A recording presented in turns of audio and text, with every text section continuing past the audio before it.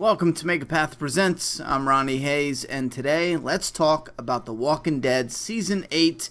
How big will it be? We're going to take a quick look at Negan's army because I think a lot of fans are forgetting how many different outposts are there and how many different hints we saw. Well, there's only a few. There's not like a ton, but there's a few.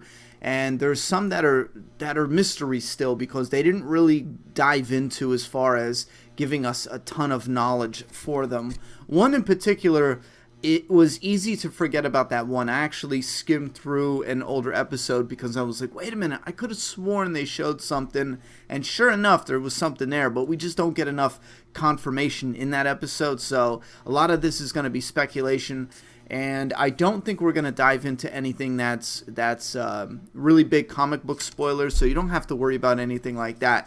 And I am going to kickstart the Season 8 predictions / discussion videos. We're going to really dive in deep in another week or two. Right now is kind of spring break. My daughter's not in school. Really busy schedule right now, so finishing up with a lot of things.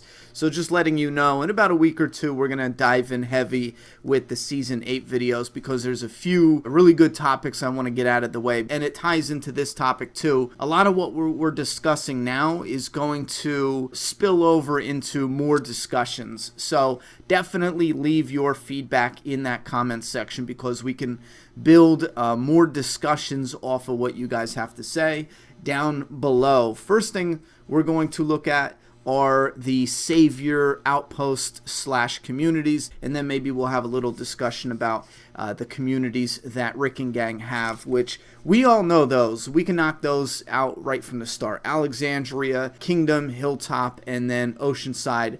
Oceanside is the big question mark. We don't know how much of a role that's going to play. And then the other one that's problematic is the Hilltop. Because keep in mind, Gregory's going to be a nuisance. So those two communities are iffy. The other two communities are, we don't even have to question their loyalty. We do know, we don't have to question Maggie's loyalty, but we do know there's going to be problems created by Gregory. So that's going to maybe split or divide that community, hence give us more material. We might have a full episode with the Hilltop divided. A lot of comic book fans wouldn't even see that coming because that was such a tiny part in the comic book. It took up like 2 panels, you know what I mean? The Hilltop divided. And they didn't really do anything after that with that story. So I think a lot of comic fans would be shocked if they went that direction. It might be a nice refresher, a nice way to refreshingly remix that story. Anyway, let's finally dive in with the Saviors. We're going to start out with the main headquarters for the Saviors called the Sanctuary. We haven't seen any others. Let me think. We've seen one, but that's a dead outpost. And we've gotten hints that Simon has an outpost. I'm going to call that headquarters number 2. So we have the Sanctuary, the main headquarters, Simon's outpost, and this is where it gets tricky with the speculation. Simon's outpost is going to be headquarters number 2. Then I wrote down Gavin. Now, this is why I'm thinking they're different outposts, okay? In the beginning, before there was this conflict, before we ran into Negan, the outpost that Rick and gang killed, they were dealing with the Hilltop. Simon and his community, his outpost, was dealing with the library group. And I know the library group had a very small part of this story, so a lot of fans might have forgotten that. But if you look at that, that's really clever writing because it gives purpose to the sanctuary group, the Savior groups. It gives them an excuse to not be in certain areas. Like, why wasn't Simon the one looking for Dwight and yada, yada, yada? Simon was dealing with the library group. Simon had his own shit going on. But Rick and gang killed that one outpost. So that was the one dealing with the Hilltop. The library gang tried to fight back. So Simon and his gang killed off the library group and they hung the very last survivor of the library group. And since Rick killed the one outpost and Simon essentially killed the group he was dealing with, Simon and his group took over the Hilltop community and started dealing with Gregory. We saw that in season 6. So I think that's an interesting part of this story that we got little pieces of, but we never really got confirmation. Like, no one came right out and said, yeah, we were dealing with the library group, but they're all dead, so now we're dealing with whoop-de-whoop. We only got a part of that story, but I think that's awesome if you look at the pieces. So we got the main headquarters, the sanctuary, the second headquarters, the second outpost, the second main one, which would be Simon's, and then we have Gavin's. Now, the reason I'm speculating that they're different, I'm trying to place them near communities. They're not all in the same area. They kind of branch out from each other. So Simon would be near the library, maybe even near Hilltop, since his group is the one that took over dealing with the Hilltop. And then you have Gavin, which is near the kingdom or dealing with the kingdom. I'm assuming they're kind of closer to the kingdom, because if Simon was near the kingdom and Gavin was near the Hilltop, I feel like they would be dealing with the other communities instead of dealing with the ones they're currently dealing with. So that's the sanctuary, Simon, and Gavin. We have the dead outpost, and this is the one that springs up with a big question mark. Michonne. Michonne took that savior girl, and she said, take me to Negan. The girl took her to an area that we got no information from, and it looked like just a bunch of people at the end of where a bridge was. Unless I'm missing something, we didn't get any information about where that was exactly. Now, Michonne does tell Rick, she says, listen, there's more people than we thought of. We are incredibly outnumbered. And that was only one outpost. That was only one area. We don't even know exactly what that was. That's a mysterious outpost. Now, was that Simon's outpost? I think that's interesting. That could be an additional outpost, which means they have even greater numbers. Think about this. Michonne told Rick, we are so outnumbered, it's not even funny. And she saw one outpost, and she didn't even see the main outpost. You know what I mean? She didn't even see the sanctuary, and she told Rick, we are incredibly outnumbered. So that means that this is definitely going to be an uphill battle, even though it was easy or seemingly easy to kick the saviors out of town when the kingdom people showed up, when the Hilltop people showed up. It's not going to be that easy. I'm assuming that, or from the looks of it, Negan thought this wasn't going to be as big as it was. Negan was not thinking the kingdom was going to show up. He was not thinking the Hilltop was going to show up. And this can actually bleed into other speculation on, does Negan know that the kingdom was there? If Gavin and his group was dealing with King Ezekiel, and Negan never dealt with King Ezekiel, the people, the other saviors dealing with Ezekiel, if they never saw a tiger, if they never heard of the tiger, if they weren't present, because from the look of it, Gavin's group was not present.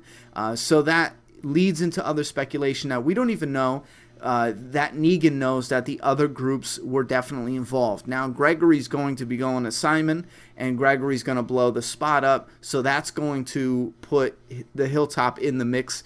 Definitely, I kind of feel like there might be a small chance that the Kingdom group can attack Gavin and his group, and this might hint that we're not done with split episodes, unfortunately, because if we get one episode where the groups break off, and this is going to lead into the final group that we know of, which is the scavenger group, and that's on Negan's side, and this is where we might get split episodes. If the kingdom is going to deal with Gavin and maybe get the jump on his group, make them take them back. Let's say they kill them all, they leave Jared alive or Gavin alive, and they basically torture them, make them take them back to the outpost. That's going to be the kingdom people in one episode dealing with that situation if they go that direction. And then we have the scavengers. The scavengers are pretty close to Alexandria. Rick and gang know where they're at. You know what I mean? So this seems like it's a logical assumption that we would get an attack at the junkyard group, or at least Rick would send a group out there to finish off some of the junkyard group if they just so happen to be at the junkyard. This means that since Jadis screwed up royally and picked the wrong side, this means that they have to relocate their group. We don't know what We don't know what deal they definitely made. It sounded like they were trading people because it said resources. I know a couple fans said that Negan was going to take 10 or 12 of Jadis's people and make them saviors. That might be the case, but I just don't see how that makes any sense.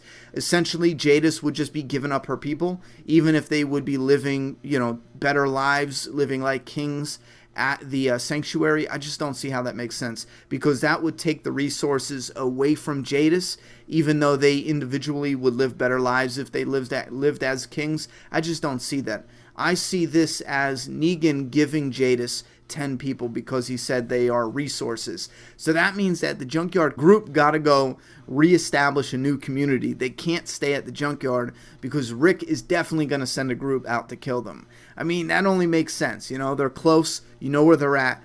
I would say go and destroy, like if they had a community, go and burn it down, because it's the same reason that the Saviors took all the beds, to make sleeping, uncomfortable as hell. I believe it was to mess with them, to throw them off their game, make sure they're not well rested in case they do decide to attack. It's the same idea. If they go and attack the scavenger group, you just burn their community down. But they live in a junk pile, so there's really not much you could do with that. And I believe they built that little arena area. We know the rest was green screen, clearly. But we know that they built this area next to, I believe it's the hilltop. If you look on AMC, they have images where they show the communities, and I think it's the two communities next to each other, where you have the hilltop over here, and just maybe a couple 100 feet, maybe a little bit farther away, you have this circle area where they built the garbage community. So if that is a built-up set, we might have a few more scenes definitely taking place at that junkyard group, unless they tore that down and they're done with it. But again, why wouldn't we go to that community to take out those people, or to see if they're still there? Maybe they're gathering up their supplies or whatever. They got to have some stuff stashed. So if that's the case, go there, hunt them down, and be done with it. Real quick, and then we'll go into the final discussion here. We have the Sanctuary, the main headquarters. We have Simon headquarters. That's a possibility of outpost number 2. We have Gavin, and that's another potential outpost, unless Simon and Gavin are in the same outpost. I'm going to predict that. I'm going with they're in separate outposts at this time to cover more ground. It doesn't make sense that they would share an outpost and then have to drive additional lengths to get to the community that they're dealing with. You know what I mean? And then we have the dead outpost that's dead and gone. We have the outpost that Michonne saw, and now we have the scavenger group. So that's what, 1, 2, 3, 4, 5-ish potential, depending on if they are separate outposts. So that's 5 of them, 5 mini communities. Look at Rick and gang going to the one outpost, and that was a risky ordeal. They snuck in and they were like ninjas. They handled that well. And it was still incredibly risky. There was a lot of firepower there, a lot of firepower in that one outpost. Imagine all the other outposts that they have right now. So that means that the Savior army is nothing to scoff at. Like, that's pretty big. That's definitely an adversary you need to be cautious about. And we do know that the communities, we know 2 are ride or die. The other one might get split down the middle. And then Oceanside is going to be a community that needs to be brought into the fold, or they might not even touch Oceanside until the very end, until everything is done with Negan. Then they can go back to the Oceanside and say, hey, join our communities. Negan's done and dealt with. I feel like they're not going to do that. I feel like we're going to have the Oceanside brought into the mix, because why else would you connect the Oceanside backstory with Negan if you weren't going to have them involved in the story down the road? You know what I mean? Especially taking Negan out. It only makes sense. You got to have the Oceanside involved in taking Negan out, since you set up that backstory. Now, in closing, I do want to talk about what this means for Season 8. I know there's a writer's strike going on. A lot of people want to talk about that. I will look into that. I will wait maybe a week or 2 to see what's going to happen with that, and then maybe we'll have a discussion. I'm not worried about it right now. I'm not worried at all. Now, when it comes to the Season 8 of The Walking Dead, I am confident in sticking with the prediction that it will be an entire season of All Out War. We have new stuff that was not happening in the comic. We have the comic source material. We have hints of possibly bigger wars. There's more story than just gun battles. It's not going to be constant gun battles. There may be even parts of episodes, like I said in a different video, where there's no conflict. It could be preparation to fight. It could be setting up. It could be trying to get supplies. We don't know what direction they're going to take. We just really don't know how much war stuff they're going to concentrate in the first half of the season, if that's what they're going to do. I kind of feel like the critics and the fan base would go nuts and just bombard AMC with insults, saying that AMC just did not want to pay the money for a proper all-out war season, so they jammed it all in the first 8 episodes. I can see the fan base going nuts with something like that, saying, oh, we had, the issue 100, the Big Death Negan introduction, we had that essentially take up 2 full episodes, and then we had a whole full season of Negan reigning over our survivors, and then when it came to the meat of it, you know what I mean, we had this season 7 where they drug everything out. They had these split episodes, and then when it comes to the all-out war, they rush it in 6, 7, 8 episodes. I don't know, I have a feeling the fan base would go nuts over that. But me personally, I still stand by, there's enough story to have a full season of All Out War. It's not all going to be gunfire and grenades and lobbing, rockets and shit like that. There's going to be planning, preparing. There's going to be side stories. You need it because of the distance between the communities, between everything that's going on. Anyway, this is going to branch off into more conversation because I want to hear what you guys have to say about the communities. Looking back here, I'm curious if I missed anything, so if I did, leave that down in the comment box. But looking back at these communities, it definitely seems like there's enough foundation to make for one incredible season of just a roller coaster of an all-out war. I just get so excited at the thought and idea of this. Imagine, oh man, listen, we're going to dive in deep. I feel like that needs its own discussion. One long video, if you guys don't mind, I would love to just sit here, crack open the source material, start talking, and then showcase what they can do with this type of story, how this little bit would be its own episode, what they can do with remixing the story, and why that would take up additional time, and why that's a good thing, what possible parts could be bad for the upcoming storyline as far as what I'm afraid they're going to do, what directions I'm worried they might take. You guys also leave some information about that. If you have any thoughts or opinions about the pros and cons about All Out War being an entire season, you let me know down in that comment box and we can use that for some fan feedback. Alright, that's all I got to say. I'm done talking. Now it's your turn. Subscribe now.